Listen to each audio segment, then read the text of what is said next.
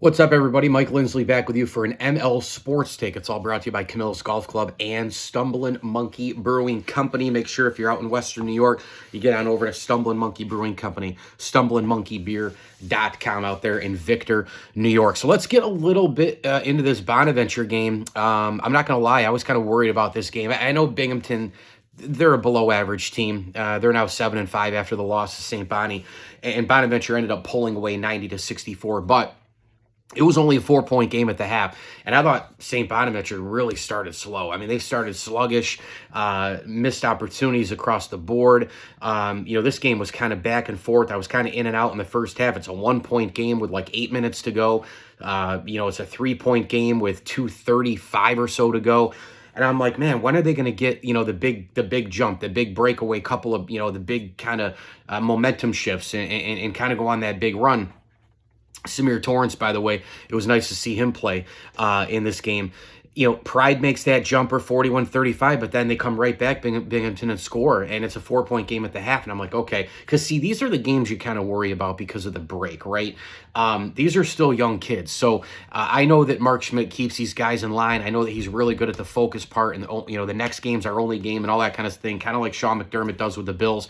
But I got to be honest with you, it doesn't matter. I mean, sometimes you can do whatever you can as a coach, but the mind of an 18-year-old, the mind of a 21-year-old is, I want to go out with my buddies tonight, or I want to go, I'm looking forward to a break, or whatever the case may be, right? Like basketball, they're probably thinking about it, and maybe some other guys are thinking about it more than others, but, these are young kids, right? And so you can look past, especially a team that, you're better than, go out on the floor and just kind of, waltz through it, win, and kind of leave, and just kind of not give as much as maybe you normally would because, between the inferior opponent and the break and, students not in the RC and all these different things that go on, it's just a totally different atmosphere. It's a totally different preparation. It's a totally different feeling, I think, for young kids between the age of 18 and 22. Call me wrong, but I don't think I am. Then you get to the second half, and Binghamton comes out and you get the Chineri made layup, and it's a 2-point game. Then they score again with it. Chineri again hits the layup, and I'm like, all right, man, what is happening here, right? 44, it's 41 all. Then he hits another layup after Venning makes the a layup and a free throw. And it's a 1-point game, and you're kind of just still waiting, right? It's a 1-point game, and then Charles Pride makes the 3-pointer at 49-45. At the point where Charles Pride made the jumper on that pass from Adams Woods to make it a 6-point game, I started to feel like Bonaventure was really, really picking it up with the rebounding and the effort and the defense, and then the offense together with the movement and Pride and Adams Woods and just guys getting open without the basketball. They were all starting to come together, right around that 17 to like 13-minute mark. And I started feeling really good that they could pull away. And here's the thing. In basketball, in sports, on every roster, you need an energy guy, man. I don't know if that guy's going to come off the bench, if that guy is in your starting five. It doesn't matter. Every team needs one. And my man Moses Flowers has been this way for a couple of years now. And oh my goodness, the 3-pointer that he made, pass from Venning with 15:43 to go up 8. I'm like, all right, I'm starting to really feel it. I'm feeling now. Torrance makes a jumper, gets it to 56-48, but then Bonaventure holds him down. They get 2 points within the next few minutes. I mean, Binghamton doesn't score again until the 8:50 mark, which was a huge run for Bonnie. I mean, if you go back to it, after Belugan made the 2 free throws, it was 60-50. Binghamton, let's see, that was the, I'm trying to think of it was 11:28 mark, and then they didn't score again until the 8:50 mark. So you're looking at about a 3-minute clip there, and by that point, Bonaventure, Moses Flowers is going nuts. He's getting to the free throw line. Brown was getting to the free throw line a ton during that time. Again, defense was unbelievable. Hands, they were in the lane. Rebounding was great. All of a sudden, you look up and Bonaventure's up by 15, 67-52, and then from there, you started to really feel it, right? And Barry Evans, by the way, you want to talk about a guy who was unbelievable. He had that great assist to Flowers on the made layup with just over 8 minutes to go that put Bonnie up by 17. You want to talk about two guys, Moses Flowers from an energy standpoint and a scoring standpoint, and then you want to talk about Barry Evans. Barry Evans, if you look into the box score for St. Bonaventure in this game, Barry Evans played 24 minutes. He scored this many points, but he was everywhere on the floor. I mean, his defense was unreal. He was moving without the basketball, setting screens for his teammates, passing the ball at a relentless pace. He had 4 not good but great assists in this game. He had a block. He had 8 rebounds. I mean, you want to talk about a guy who can absolutely impact a game without scoring in every which way. He's literally a 5-tool player if this were baseball without hitting home runs, right? I mean, that's really what this guy is. So he was outstanding, and I thought Brown was great off the bench as well. You had Mr. Energy and Flower scoring 25 points. Luke scored 7 off the bench. Bonaventure's bench scored 32, 44, 46 of the 90 points. I mean, that's basically half, right? I mean, you're a point away from 50%. I didn't get a lot out of Banks, and I still don't know what his deal is on this roster. I don't know. I have not figured it out. I think we're going to kind of have to ask that question the rest of the year. Semvis kind of wasn't really involved last night. Venning had a slow night with 9 points, didn't really get in the act rebounding. But again, when you play an inferior opponent and you can bring in the bench and you can play 8, 9, 10 guys, and you can get production from pretty much everywhere. I mean, Evans, Brown, Luke, and Flowers, major contributors off the bench. Bonnie playing 9 strong against a Binghamton team that you should win by, should beat by at least 20 points. It turns out that they beat him by 26. Once they got going, again, that stretch where it was about 16-ish minutes, 17-ish to like 13, and then that 13 to like 8:20, 8 minute, maybe 7.5 minute mark, where all the facets of the game started to come together.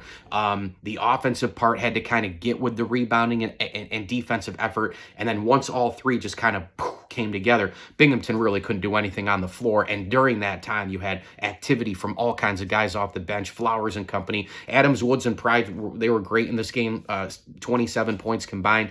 They had 8 assists combined, 7 rebounds combined. I just love the bulk, the size, the passing ability, the shooting ability, just the well-rounded nature of both those guards. They're interchangeable. You can play them 1, 2. You could even get away with, if you were kind of down and hampered by injury, playing one of them at the 3 for a little bit and moving some guys around. So this was a good win. I'm not going to get carried away. I thought Bonaventure really blew it against Florida Atlantic. I thought they really could have won that game. It's so frustrating to have Bonnie get a team that's playing a C game, and then for 10 to 15 minutes, Bonaventure, plays a D game, and that's basically why you lose. I mean, if they had just had a couple of possessions go their way, a couple of shots, and just play better basketball, play Bonnie basketball, they win that game. And could you imagine what this team would look like right now with that extra win and that resume win? But really, all of these games, I hate to say this, and I'm not trying to be negative during the holiday season, a lot of these games just don't matter, right? Because what it comes down to is once Atlantic 10 play comes, which is real close, can Bonaventure get hot in mid to late February and go into the A10 tournament and just win the thing, right? Because this is not going to be an at-large team as usual, because we know how this goes. They've already got a terrible loss at home to Canisius, and that counts as 5 bad losses for them. For everybody else, it might not be a bad loss, but for Bonnie, they have to do everything and anything to try to get into the tournament. I just don't see it as an at-large team right now. Now they're 8-3. They go into conference play. If they go wild, maybe they can be an at-large, but they got to literally win every game in the A10, but probably 2. But before that, they've got a game coming up on the 30th against Akron. Very, very long period of time, a big week break again for Bonaventure. Enjoy the holiday time and all the rest. Play Akron.